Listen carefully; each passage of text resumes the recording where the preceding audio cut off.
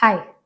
हमें समझते हैं कि टाइम के साथ इनफर्टिलिटी यानी बांझपन की समस्या बहुत बढ़ती जा रही है और इतनी ही बढ़ती जा रही है आईवीएफ के इलाज की ज़रूरत।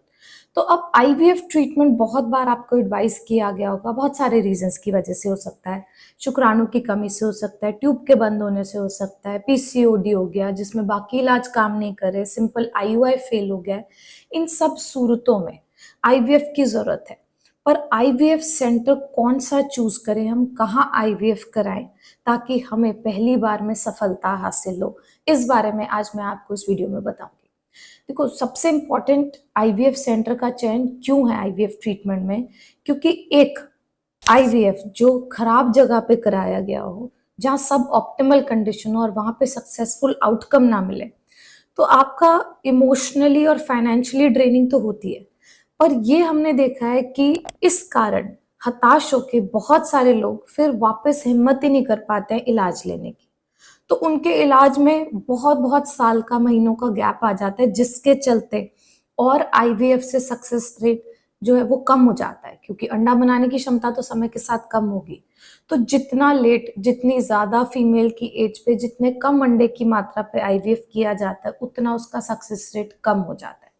तो जरूरी है आप अपने आईवीएफ के इलाज के लिए अपना सेंटर अच्छे से चूज करें। और कुछ उसके लिए जो आप पॉइंट्स दिमाग में रख सकते हैं वो ये है कि एक आईवीएफ सेंटर का सक्सेस रेट क्या है। आप अड़ोसी पड़ोसी से उनका सक्सेस रेट सुन के अगर किसी आईवीएफ सेंटर पे जाते हैं, बहुत बार भूल जाते हैं कि आपके प्रेगनेंसी ना आने का कारण और उनके प्रेगनेंसी ना आने का कारण अलग हो सकता है।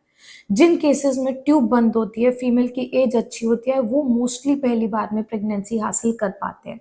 जिनके अंदर यूट्रस की लाइनिंग का मेजर इशू है, अंडा बनाने की क्षमता बहुत कम है या शुक्राणु बहुत कम है, उनमें हो सकता है अच्छे ग्रेड के एम्ब्रियोज ना बने, या बने तो लाइनिंग पे चिपके ना। तो ये दोनों बहुत अलग तरीके की सिचुएशंस है। इसमें आप सक्सेस रेट को ऐसे कंपेयर नहीं कर सकते। तो आपको अगर थोड़ा सा भी आइडिया है कि आपके सिमिलर सिनेरियोज में आपकी एज, आपके एग रिजर्व, आपके यूट्रस के हिसाब से ऐसा अगर किसी ने कराया है और कहीं पे सफलता हासिल हो पाई है, तो वो सेंटर हो सकता है अच्छा हो। आमतौर पे सक्सेस रेट बहुत सारे सेंटर्स क्लेम करते हैं 80%, 90% गारंटीड। आप ये मानिए कि आईवीएफ में इतना सारा सक्सेस रेट होता नहीं है, और अगर होता भी है तो वो इतना हो पाता है कि प्रेगनेंसी रेट तक जाता है। जरूरी नहीं है वो सारे के सारी प्रेगनेंसीज एक तो वायबल हो, अल्ट्रासाउंड पे दिखे, अल्ट्रासाउंड पे दिख रही है तो डिलीवरी में कन्वर्ट हो। तो एज स्पेसिफिक प्रेगनेंसी रेट की अगर हम बात करते हैं, अच्छे सेंटर्स में मोस्टली 60 से 70% तक प्रेगनेंसी रेट और 50 से 55% तक का लाइव बर्थ रेट रहता है, यानी कि डिलीवरी ऐसे केसेस में हो पाती है। बीच के जो केस है उसमें मिसकैरेजेस भी होते हैं। तो आईवीएफ में सफलता आना सिर्फ ये नहीं है कि हमारा किट में 2 लाइन आ गई, बीटा एचसीजी 100 से थोड़ा सा ऊपर आ गया।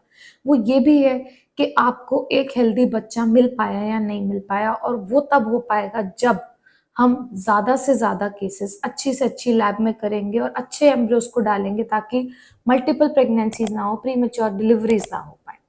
सो सक्सेस रेट सबसे इंपॉर्टेंट हो गया। सेकेंड रोल आता है कि लैब कैसी है, एम्ब्रियोलॉजिस्ट कितने ट्रेंड है। बहुत बार हमने देखा है कि बाहर से आईवीएफ फेल होता है, अच्छे एम्ब्रियोज नहीं बनते हैं और हमारे पास अच्छे एम्ब्रियोज बन पाते हैं। ये फर्क हमारे इंजेक्शंस में है, वो ठीक बात है, पर आपकी एज अ पेशेंट प्रोफाइल तो बहुत ज्यादा नहीं बदली, अंडा बनाने की क्षमता नहीं बदली। तो बाकी सारा फर्क आता है कि एम्ब्रियोलॉजिस्ट की कैसी स्किल है और लैब की एयर क्वालिटी कैसी है, वो कितने अच्छे एम्ब्रियोज को प्रमोट कर पा रही है।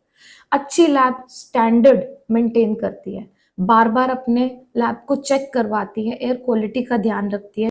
जो इंक्यूबेटर्स यूज हो रहे हैं वो रेगुलरली कैलिब्रेट होते हैं, गैस सप्लाई पे ध्यान दिया जाता है। बहुत सारी छोटी छोटी चीजें हैं जिनका आपको आइडिया भी नहीं होगा, उन पे निर्भर करता है कि आपका एम्ब्रियो कैसा बनेगा, उसमें फ्रेगमेंटेशन आएगी नहीं आएगी, वो 5वें दिन तक जाएगा नहीं जाएगा, और कौन सी ग्रेड का होगा।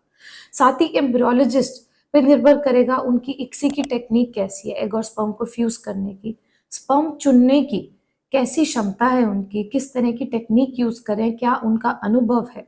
और साथ ही जेनेटिक टेस्टिंग, बायोप्सी की एक जो स्किल है, ये सब चीजें एम्ब्रियोलॉजिस्ट पर निर्भर करती है। तो एक अच्छा क्वालिफाइड एम्ब्रियोलॉजिस्ट, एक अच्छी मेंटेन्ड लैब, ये बहुत अहमियत रखते हैं आईवीएफ सक्सेस रेट में।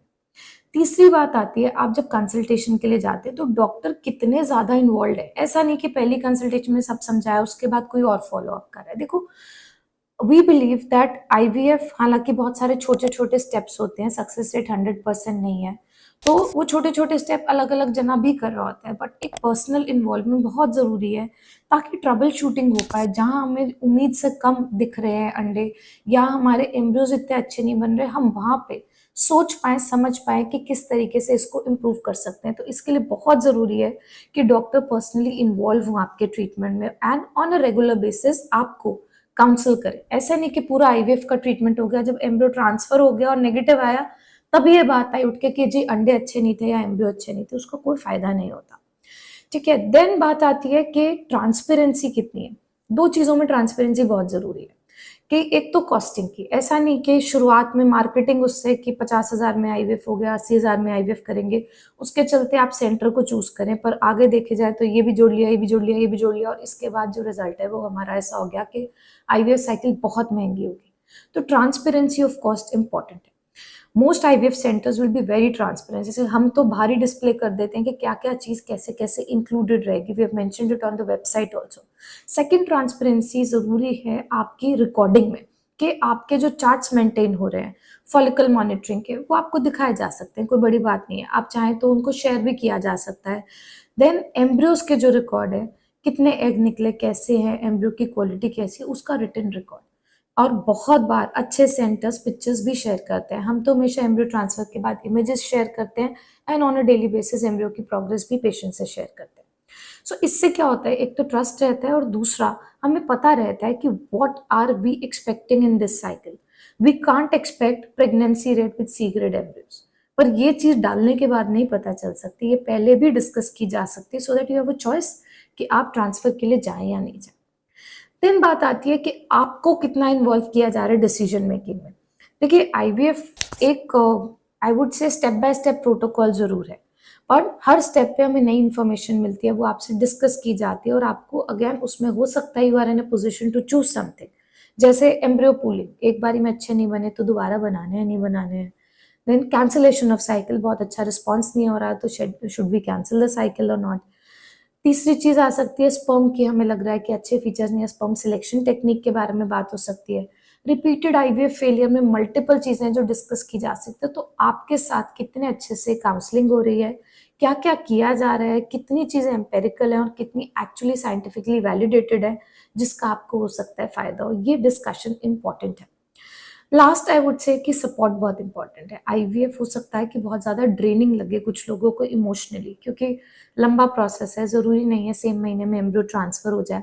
तो ओवर 1.5-2 महीना बहुत बार मेंटली एग्जॉस्टिंग हो जाता है, बार बार विजिट करना, अल्ट्रासाउंड करना, आपको छुट्टी लेना ऑफिस से, एंड देन कुछ छोटे छोटे डाउट्स हमेशा रह जाते हैं जो आप शायद कंसल्टेशन में ना पूछ पाए। तो एक round the clock, if not round the clock but at least in the working hours ऐसा हो कि आप पूछ पाए अपने डाउट्स। आपको जब जो चीज़ याद है, आपके कॉमन क्वेरीज जो रहती है आईवीएफ के दौरान, क्या एहतियात बरतने हैं, या अब ऐसा हो रहा है, या अब ये इंजेक्शन ढंग से नहीं लगा, तो उसकी ट्रबल शूटिंग और इमोशनल सपोर्ट के लिए आपका सेंटर आपको अच्छे से गाइड कर पाए और आपको आपकी क्वेरीज को आंसर कर पाए। सो अगर हम इन नटशेल देखें तो आप एक आईवीएफ सेंटर से सीधा सीधा, apart from the first discussion and your plan of treatment, कुछ कुछ बातों पे क्वेश्चन कर सकते हैं, जिससे आपको थोड़ा आइडिया लग पाएगा कि वो कैसा आईवीएफ सेंटर है। पहली बात, उनके सक्सेस रेट कैसे हैं आपके जैसे सिनेरियो के लिए। Second, whether it is a registered centre और नॉट, आपको पता होना चाहिए कि एआरटी लॉ के हिसाब से सारे सेंटर्स जो हैं वो रजिस्टर होने चाहिए। तो एआरटी लॉ के हिसाब से एक बॉडी है जो सारे सेंटर्स को इंस्पेक्ट करती है, उनको वैलिडेट करती है, तो रजिस्टर्ड सेंटर में ही आप अपना आईवीएफ कराएं। तीसरा, एम्ब्रियोलॉजिस्ट और लैब कैसी है, अगर आप विजिट करना चाहें तो देख सकते हैं, क्या क्या आप डायरेक्टली एम्ब्रियोलॉजिस्ट से बात कर सकते हैं अपने एम्ब्रियोज के बारे में या नहीं। चौथा, ट्रांसपेरेंसी ऑफ कॉस्ट, कि आपको कॉस्ट जो आज बताई गई और जो फाइनल ट्रीटमेंट में है क्या वो सेम है या नहीं है। देन पांचवा, are they open to sharing your records, क्या वो आपके फॉलिकल मॉनिटरिंग के एम्ब्रियोज के रिकॉर्ड्स या फिर पिक्चर्स आपसे शेयर करने में कंफर्टेबल है या नहीं। इसी से आपको थोड़ा बहुत आइडिया लग जाएगा कि whether you are choosing the right place और not for your IVF centre, for your IVF treatment. अगर आपके और कोई सवाल है आईवीएफ से रिलेटेड तो we would be happy to help you. अगर आप हमें ऑनलाइन कंसल्ट करना चाहते हैं, हमारे व्हाट्सएप नंबर नीचे अवेलेबल है।